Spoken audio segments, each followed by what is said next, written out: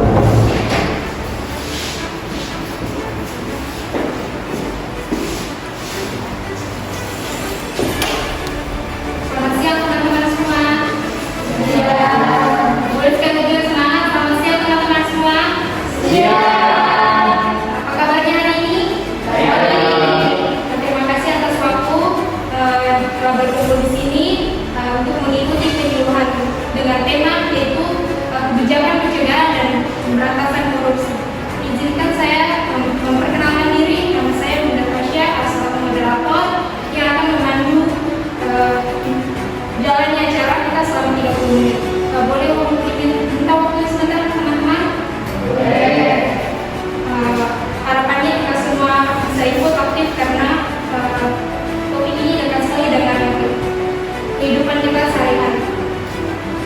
Di sini saya tidak sendiri, saya bersama teman-teman saya. Boleh perkenalkan? Oke, halo, selamat siang semuanya. Siang. Oke, baik, pada siang hari ini dengan saya memperkenalkan nama saya. Perkenalkan nama saya Kedere. Di sini saya sebagai fasilitator. Oke, baik, terima kasih. Perkenalkan nama saya Putri Pertanda. Di sini saya sebagai fasilitator. Perkenalkan nama saya Putri sebagai evaluator. Perkenalkan nama saya Ilya sebagai promotor. Perkenalkan saya baik teman-teman, tujuan kami memberikan tujuan ini supaya kita itu semua tahu apa itu korupsi, bentuknya, penyebabnya, serta bagaimana kebijakan nasional dan strategi untuk mencegahnya. Intinya itu biar kita menjadi mahasiswa yang kritis dan berani berkata no to corruption. Tanpa berlama-lama, mari kita dengarkan penyampaian materi dari teman saya waktu dan dapat dipersilakan. Oke, sebelum materi saya akan menangkap teks ya.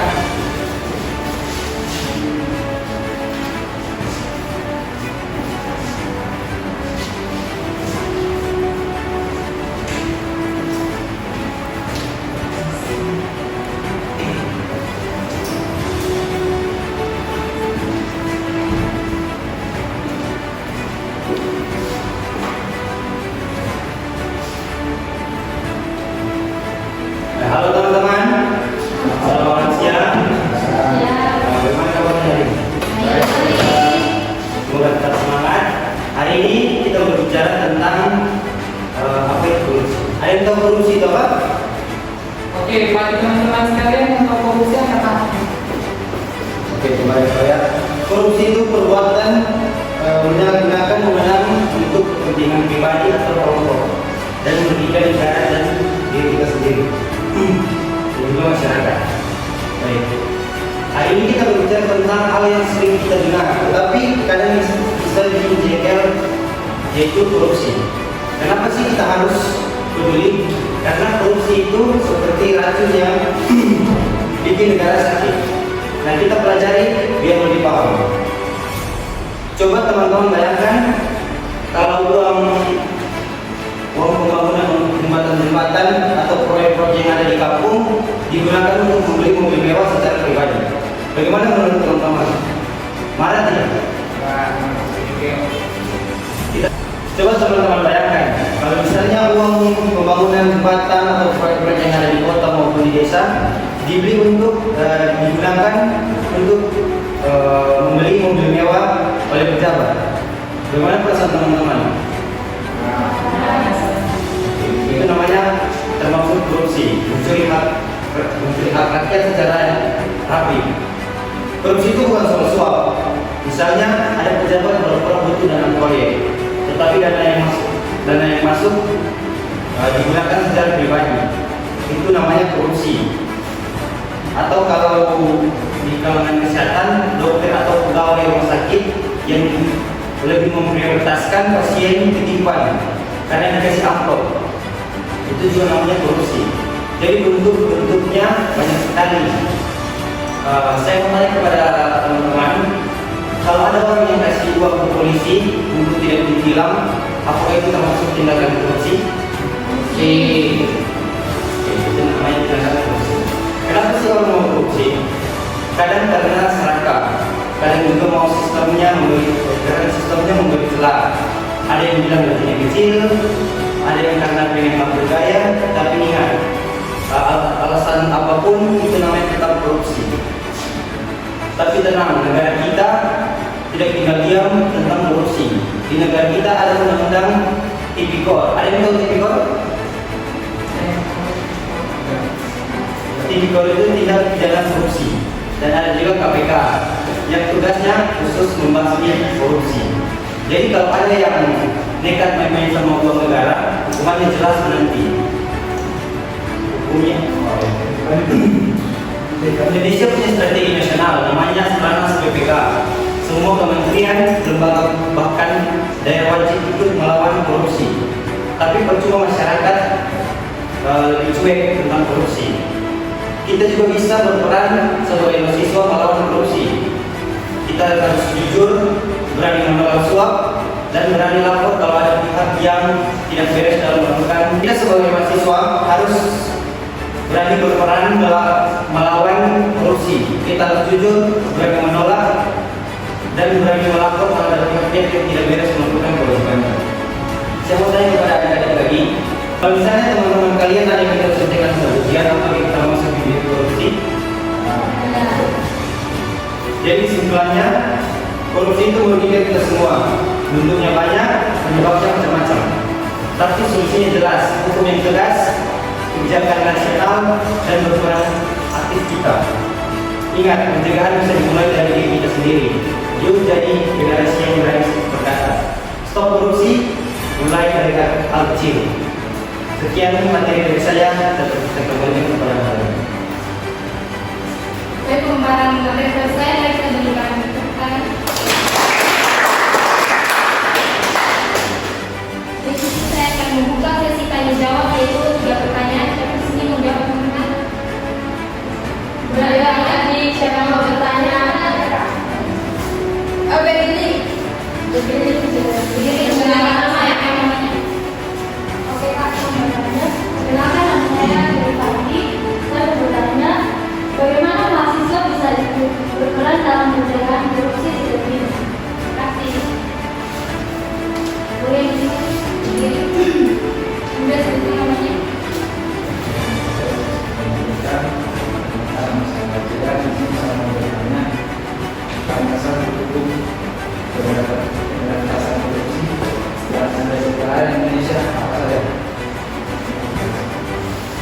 Ada lagi yang bertanya? Bagaimana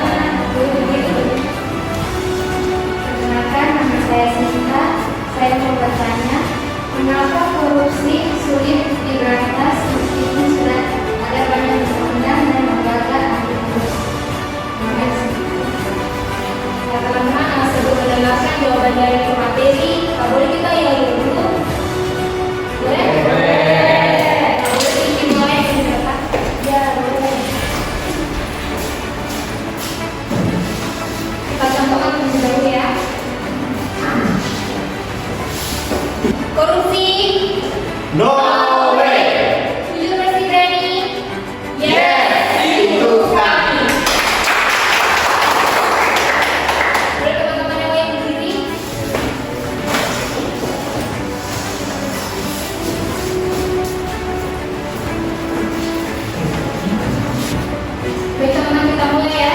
1, 2, 3. Korupsi. No way. Tujuh bersih berani. Yes, itu kami.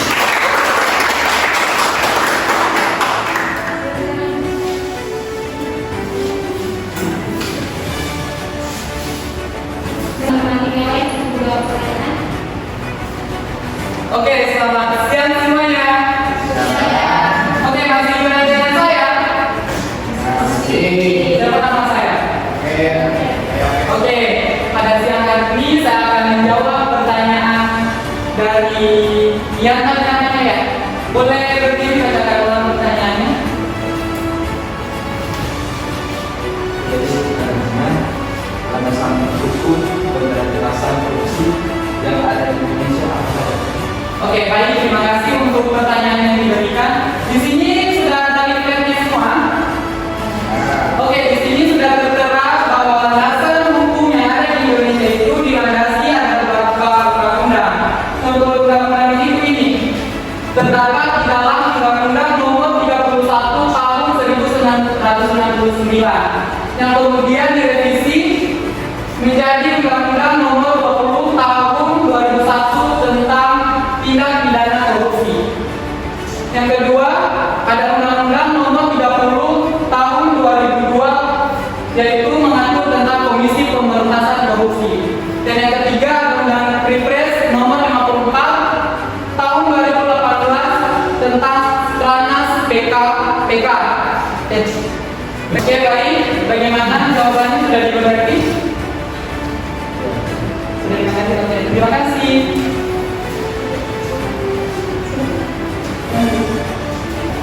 Baik, mungkin yang lain boleh juga pertanyaan. Baik, saya akan menjawab pertanyaan selanjutnya. Pertanyaan mengapa korupsi sudah diberantas meskipun sudah ada banyak pembangunan dan lembaga anti korupsi? Karena masalahnya bukan karena aturan, tetapi juga lemahnya penegakan hukum, budaya primitif di masyarakat dan kurangnya kesadaran dari pemimpin. Jadi hukum ada tapi praktiknya sering tidak tegas atau teraplikasi. Bagaimana? Apakah sudah jelas ini? Baik, masih ada satu pertanyaan lagi yang belum jawab. Mungkin teman-teman lain. Ya, baik, saya akan menjawab pertanyaan pada saudara kami. Bagaimana mahasiswa bisa ikut berperan dalam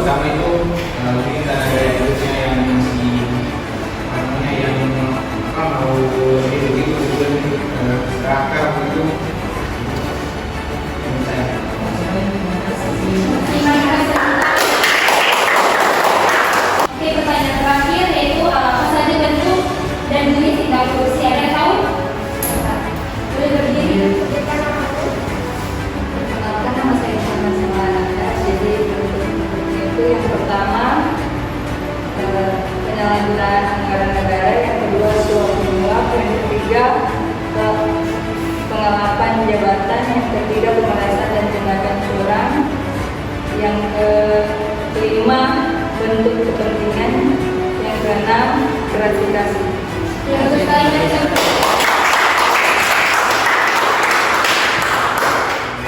Baik, karena tanya jawab sudah selesai, mari kita dengarkan penyampaian dari peserta. Saya silakan. semuanya semua. Ya. Asik.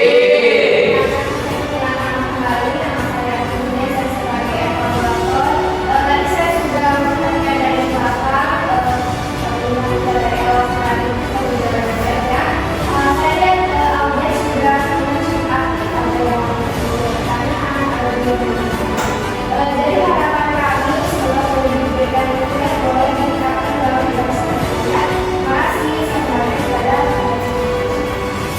Baik, terima kasih Osirkan. Sebelum kita akhiri, mari kita ingat pesan sederhana, yaitu korupsi dimulai dari hal kecil dan pencegahannya juga dimulai dari hal kecil. Mari kita mulai dari diri sendiri untuk jujur, bertanggung jawab, dan berani menolak gratifikasi. Demikian yang saya sampaikan. Mohon maaf jika ada salah kata. Dan terima kasih atas kerjasamanya. Mari kita berikan.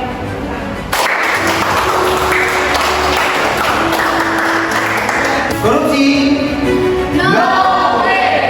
Jujur berani.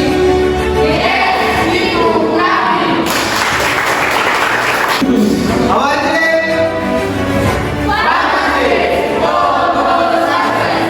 Tiket di kepala.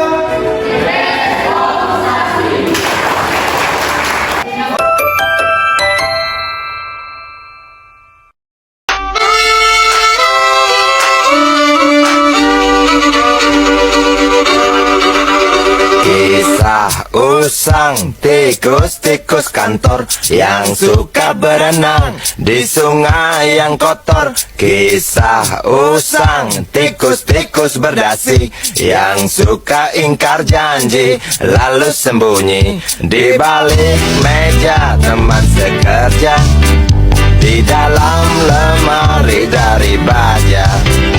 Kucing datang, cepat ganti muka, segera menjelma, bagai tak tercela. Masa bodoh, hilang harga diri, asal tak terbukti, tentu sikat lagi.